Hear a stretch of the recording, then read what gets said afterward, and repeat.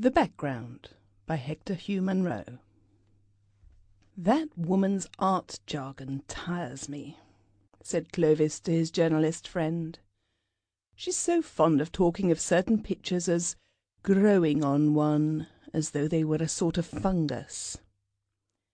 "That reminds me," said the journalist, "of the story of Henri Deplis.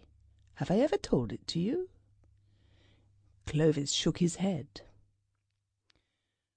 Henri Deplis was by birth a native of the Grand Duchy of Luxembourg.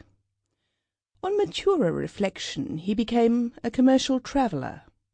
His business activities frequently took him beyond the limits of the Grand Duchy, and he was stopping in a small town of northern Italy when news reached him from home that a legacy from a distant and deceased relative had fallen to his share.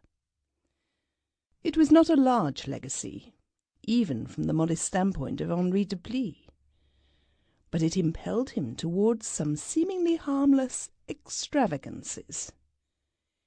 In particular, it led him to patronize local art as represented by the tattoo needles of Signor Andreas Pincini.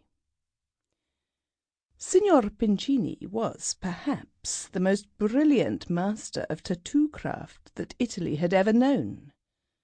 But his circumstances were decidedly impoverished, and for the sum of 600 francs he gladly undertook to cover his client's back from the collarbone down to the waistline with a glowing representation of the fall of Icarus.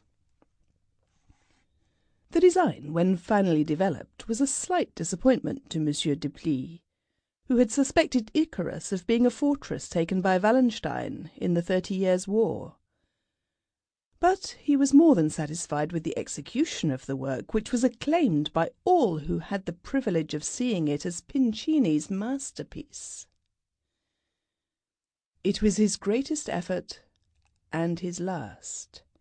Without even waiting to be paid, the illustrious craftsman departed this life, and was buried under an ornate tombstone whose winged cherubs would have afforded singularly little scope for the exercise of his favourite art. There remained, however, the widow Pincini, to whom the 600 francs were due.